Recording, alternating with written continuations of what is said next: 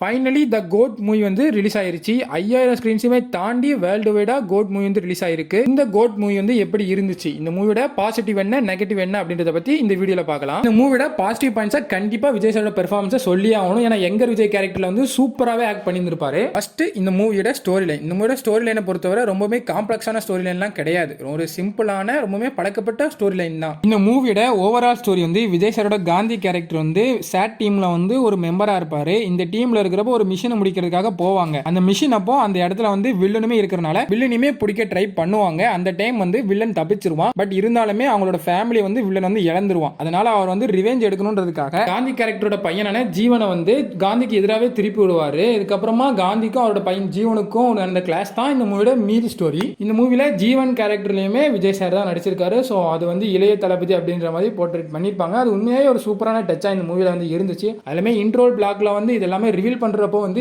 தளபதி versus இளைய தளபதின்ற அந்த ஒரு வந்து ரொம்பவுமே ஒரு சூப்பரான ஒரு எங்கேஜிங்கான ஒரு இதாக இருந்துச்சு.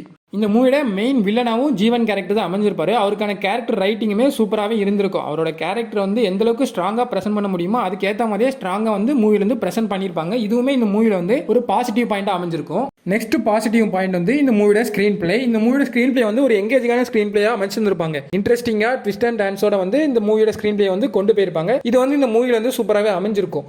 அதுலேயும் ஃபர்ஸ்ட் ஹாஃப்ல வந்து ஸ்டோரியை வந்து சூப்பராக கொண்டு போயிட்டு கடைசியில் ஒரு ட்விஸ்டோட இன்ட்ரோல் பிளாக் முடிச்சது எல்லாமே இந்த மூவில வந்து சூப்பராகவே இருக்கும். அடுத்த பாசிட்டிவ் பாயிண்ட்ஸா இந்த மூவியோட கடைசி 40 நிமிஷம் கிளைமேக்ஸ் வந்து சொல்லி ஆகணும். ஏன்னா அந்த அளவுக்கு கிளைமேக்ஸ் வந்து சூப்பராக இருந்திருக்கும். சிஎஸ்கே வர்சஸ் மும்பை மேட்ச், தளபதி வர்சஸ் இளைய தளபதிக்கான கிளாஷ், இது ரெண்டு கிளாஷுமே கடைசி 40 நிமிஷத்தை வந்து நமக்கு வந்து கூஸ் பம்ப் மூமெண்ட் வந்து கொடுத்துருக்கும். அந்த அளவுக்கு சூப்பராக கடைசி 40 நிமிஷம் கிளைமேக்ஸ் வந்து இருக்கும். அப்படியே இந்த மூவியோட நெகட்டிவ் பாயிண்ட்ஸ்க்கு வந்தோம்னா இந்த மூவியோட காந்தி கேரக்டர் அப்புறம் ஜீவன் கேரக்டர் இந்த ரெண்டு கேரக்டருக்கும் தவிர மற்ற எந்த ஒரு கேரக்டருக்குமே பெருசா ரைட்டிங் அப்படின்றது இல்ல. மற்ற கேரக்டருக்கான இம்பார்ட்டன்ஸுமே பெருசா இந்த மூவில வந்து கொடுத்த மாதிரியுமே இல்லை. அது வந்து இந்த மூவில வந்து ஒரு நெகட்டிவ் பாயிண்ட்ஸா தான் கண்டிப்பா இருக்குது. அதுக்கப்புறமா விஎஃப்எக்ஸுமே ஒரு சில இடத்துல வந்து லைட்டா பிசுறு தட்டி இருக்கும். அதுக்கப்புறமா இந்த மூவில வந்து சாங்ஸ் அந்த அளவுக்கு பெருசா செட் ஆன மாதிரி இல்லை. சாங்ஸ் வந்து திணிச்ச மாதிரி தான் இருக்கும். அந்த இடத்துல வந்து சாங்ஸே தேவையில்லை, வேணுங்கன்னே வச்ச மாதிரி தான் இந்த மூவில வந்து சாங்ஸ் வந்து பிளேஸ் பண்ணிருப்பாங்க. இதுவுமே இந்த மூவில வந்து பெருசா குறை சொல்ல முடியாதனாலுமே பெருசா செட் ஆகல அந்த மாதிரி தான் சொல்லணும் இந்த மூவியோட சாங்ஸ் பிளேஸ்மெண்ட்டுமே. செகண்ட் நெகட்டிவ் பாயிண்டா இந்த மூவியோட ரன் டைம். இந்த மூவியோட ரன் டைம் வந்து ஒரு 10 to 20 மினிட்ஸ் வந்து ட்ரிம் பண்ணி கொடுத்துருந்துருக்கலாம். அது வந்து இந்த மூவி வந்து கண்டிப்பா இன்னும் ஃபாஸ்டா எங்கேஜிங்கா கொண்டு போயிருக்கும். ஏன்னா செகண்ட் ஹாஃப்ல வந்து அங்கங்க லைட்டா லேக் அடிச்ச மாதிரியான ஃபீல் வந்து நமக்கு வந்து வந்திருக்கும்.